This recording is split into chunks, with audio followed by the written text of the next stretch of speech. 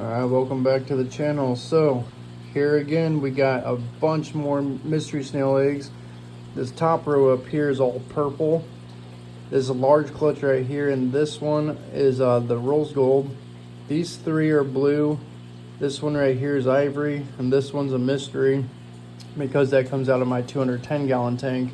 Now I'm not quite sure who laid them exactly, but I went ahead, I pulled all the clutches because it's going to be kind of hard for me to show you exactly how I pull the clutch with one hand. So I'll just demonstrate with the blade.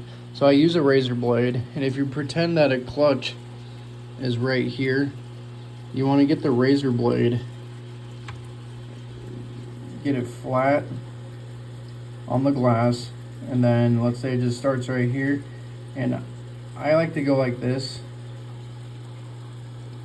finger on each side, and then I just simply go up, and that will allow me to my fingers won't be in the way of the clutch, and then I could kind of just hold the clutch in a way with my fingers until I can get a good grip on them.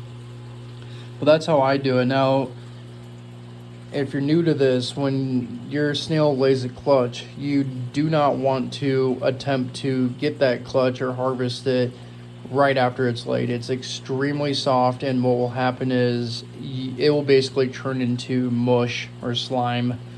You can see that some of these, like this one for instance, see the bottom right there?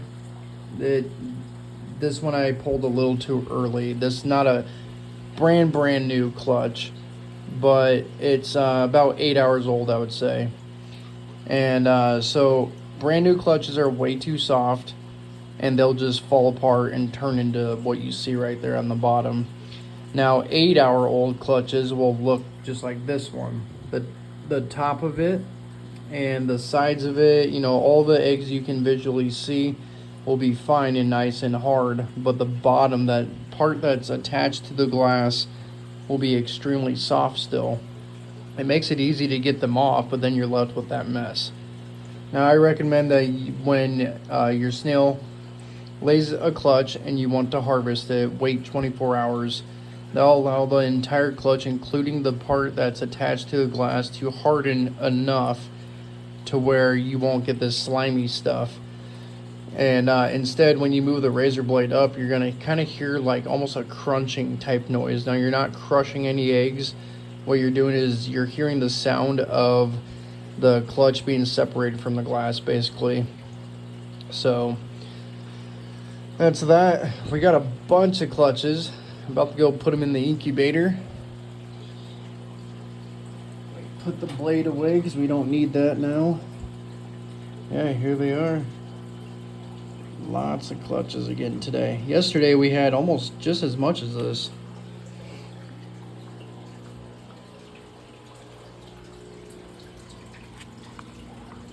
Here's the incubator. There's all the clutches. Oh, so I tried uploading the video yesterday. There's a short video of it, but the video wouldn't upload for some reason. So I went ahead and deleted it, and then I forgot I actually deleted the video off my phone. So I don't have that video. That's why I'm making this one, so I can show you guys what I do after my snails lay eggs. So this is exactly what I do. You can see how many clutches I have. It's insane. Look how big this one is. It's like a miniature corn on the cob. So yesterday I was in that video I did make. I was explaining the incubator, how I have it set up. So on this left side here is basically every color you can imagine, except for my new color, the rose gold. They're over here. So that's how I can tell the difference on which tank the babies are going to go in once they do hatch.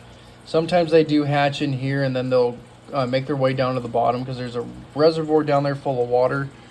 But normally I'll catch them in time, and I'll actually help the eggs hatch with my fingers. So I'll do another video on that. But most of the time I could catch them fairly early, like this one right here. Last night I noticed that that one was ready to go, so that's probably gonna be ready to go tonight, ready to hatch. But since I have so many clutches, as you can see, I'm running out of room on this side. So I don't really want to mix them over here because, you know, then it'll get a little bit confusing on which clutch is which, because clearly the color of the snail. Oh, the alarm's going off. I gotta shut that.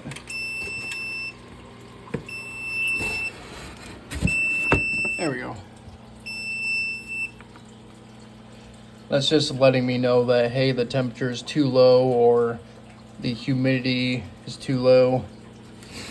So yeah, basically I got a few more of these, and each one is gonna get a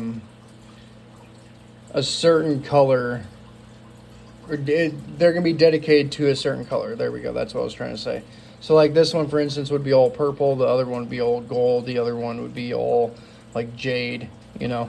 So that's my plan with these incubators, is to eventually have one incubator per color that I have, or per design, or, you know, once I start creating some new stuff, then they'll get their own incubator. That way I could really focus and separate them and be able to know what's what without having to hatch a bunch of babies and then put them all in the same tank, wait for them to get, you know, so big, like pea size or a little bigger, and then finally separate the colors. By doing it this way, I'll be able to be like, okay, this incubator is purple, they're all going into the purple tank when they hatch. So that is that. And yeah, there's about 60 clutches in there. So I don't see any more anywhere else, so I think we're good to go today. So I'm gonna wrap it up there. Hope you guys have a good day, good night, wherever you may be, and we'll see you on the next one.